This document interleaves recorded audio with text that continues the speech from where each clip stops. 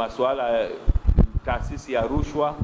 Sio sisi watu wanatuuliza kwa nini yanatoka tuhuma za rushwa sijui nini. Sisi tunajua kwamba tuna limiti yetu na watu wa rushwa wako wanajua, lakini kuna mambo mengine pia yanahusu masuala ya udhibiti wa madawa ya kuongeza nguvu pamoja na madawa ya kulevya kwa wachezaji wetu. Pia vimekuja vipengele hivyo. Sisi tumepitisha kwamba tutaanza na utaratibu wa kuweza kwenye ligi yetu kufanya utaratibu wa uchunguzi, lakini hatukuweka adhabu kwa sababu wako taasisi inaitwa WADA ipo Tanzania, na hiyo ndio inayotoa adhabu mbalimbali kwa watakaokutwa na hayo majanga. Kuna masuala yalikuwa yanaongelewa yanayohusu kusajili wachezaji 40. Hii sio kanuni hii, wala hatujabadilisha, ilikuwepo toka nyuma huko. Tatizo hamsomi kanuni. Hamsomi kanuni. Hii ilikuja wakati ule wa COVID pamoja na kuongeza idadi ya substitution ambazo zinafanyika. Tumetoa msisitizo tu kwa sababu mwaka huu ligi itabana kidogo. Kwa hiyo tumesema bana, mnaposajili nyinyi basi msajili 40 wazuri sawa sawa, msije mkasajili wazuri 12 mkabaki na wengine kuongeza idadi, kwa sababu tuwe na wigo mpana. Mtu asije akasema mchezaji anachoka kama una wachezaji 40 na wachezaji wanaocheza ni 11 na kwenye benchi kutakuwa na wengine 9 wako pale, alafu unasema kwamba wachezaji wanachoka. Na pia sio 40 kwa sababu tunaruhusu pia vilabu vinasajili wachezaji 25 wa under 20, na kati ya hao wanaruhusiwa kucheza, na kanuni inalazimisha kwamba angalau wawili wawe kwenye line up na angalau waweze kupata kucheza ikiwezekana hata 10%. Kwa hiyo kwenye kanuni hapo tumeisisitiza zaidi, ingawa tumeweka msisitizo kwamba lazima wacheze, na kuna adhabu zimewekwa kama itaonekana kwamba baada ya msimu tukifanya takwimu au baada ya mechi kufanya takwimu wachezaji hao hawachezi, kwa sababu tumeweka maksudi kwa ajili ya kuwapa nafasi wachezaji wetu ambao tunaona kwamba ni wachezaji watakaokuja kusaidia kwenye timu ya taifa. Lakini kuna jambo jingine ambalo pia sio jipya, isipokuwa nikiri tu kwamba utekelezaji wa ufuatiliaji wa hiyo sheria ulikuwa haufuati. Kanuni inaeleza, na hiyo kanuni iko siku nyingi na tumeirisi hiyo kanuni. Nakumbuka tuliitengeneza wakati wa uongozi wa Mzee Tenga kuhusu wachezaji wa kigeni wanaokuja Tanzania kucheza ligi yetu. Kuna categories za nchi mbalimbali, na wachezaji wengi hasa wanaotoka Afrika anatakiwa lazima atoke kwenye timu ya ligi kuu na awe ni mchezaji wa timu ya taifa wakati anaposajiliwa. Hiyo kanuni iko siku nyingi.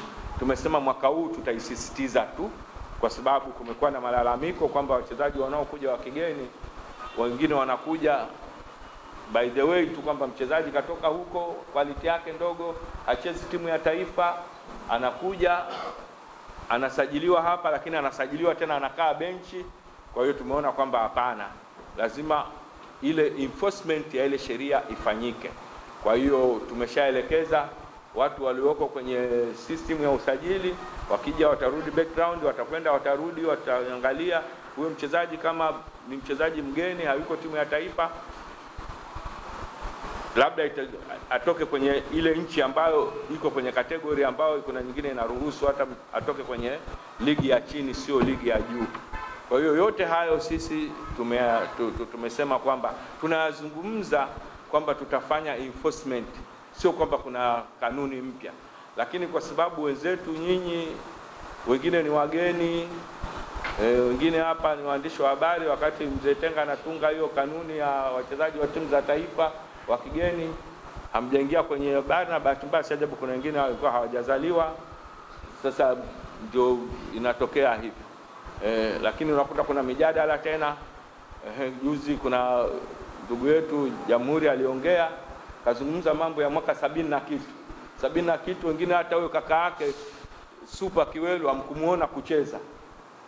Amezungumza huko. Hivi leo naambiwa mimi naletewa email zangu zimejaa, naletewa mashtaka kumchukulia hatua jamhuri. Hata wale wanaojua sheria kusema kuna sheria nyingine, kuna tukio limetokea lina miaka fulani hivi, hata kama limetokea kana haliwezi kupelekwa hata mahakamani. Leo mwataka wakati huo Kiwelu anacheza huko, mimi nilikuwa nasoma. Leo nimekuja hapa mniambie leo ndo nimchukulie hatua, kisa kazungumza mwenyewe, kaamua kujilipua, mwache aendelee. Kasema mwenyewe tuendelee, lakini halituhusu. Kwa hiyo msipoteze muda mwingi kujadili vitu ambavyo havina msingi. Vitu ambavyo vina msingi ndio tuvijadili, ndio vinaleta. Kwa sababu sisi hapa ni binadamu, na sisi tunafanya kazi, lakini kutokana na taratibu. Bahati mbaya sana tunakuwa na mihemuko. Tunakuwa na mihemuko, au tunataka, au ni watu wengine wanatuinfluence tufanye hivyo. Hatuwezi kuzuia, lakini ni vizuri tukaangalia ili tuweze kubalance kidogo. Kwa hiyo kanuni jana tumezipitisha. Mambo mengine ni kanuni ile iliyokuwa inahusu si watu wameenda jumba la dhahabu nini. Ile kanuni tumelaumiwa kwamba imerudiwa sijui nini. Imerudiwa ni msimu mmoja. Ni msimu mmoja. Hawezi kukaa baada ya mechi tukatengeneza kanuni. Sasa hivi tumetengeneza kanuni. Kanuni nadhani imerudiwa. Adhabu mbalimbali za hela zimewekwa, lakini pia tumekubaliana kwamba tunanunua vifaa. Kuna vifaa vya kudetect harmful gases. Tunanunua vifaa hivyo, vitakuwa vinatumika kwenye chumba. Mtu akikataa kuingia kwenye chumba, tutapima. Tukiona kwamba hakina matatizo, mechi itaendelea, matokeo yatabaki yale yale, lakini tunachukua pointi 5 kwenye mfuko. Aliona kama hana pointi 5, tutaanza na minus. Hilo tumeliweka hivyo. Tumewaita viongozi wale, wameitwa ili kuweza kupata kwa nini wanafanya na wanarudia.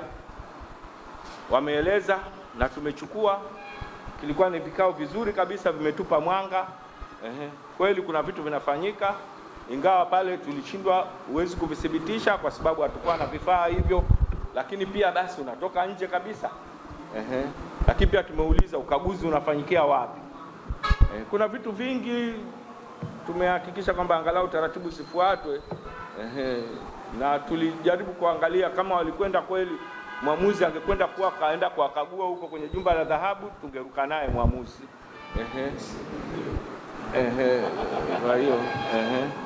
Kwa hiyo kuna vitu vingi ambavyo tunavirekebisha.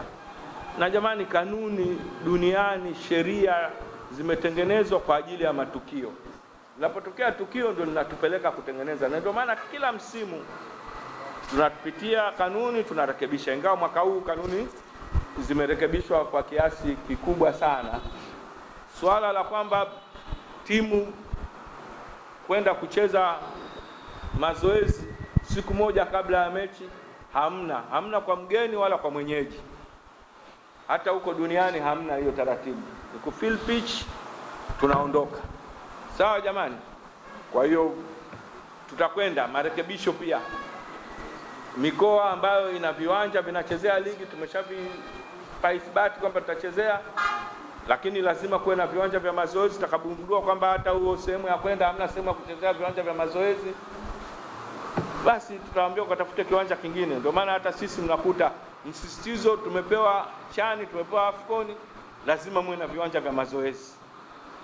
In fact niwaambie wazi kabisa, hili jambo la miundombinu mazoezi tulikuwa tunalichukulia, lakini mimi nilianza kulifeel kwamba ni jambo muhimu.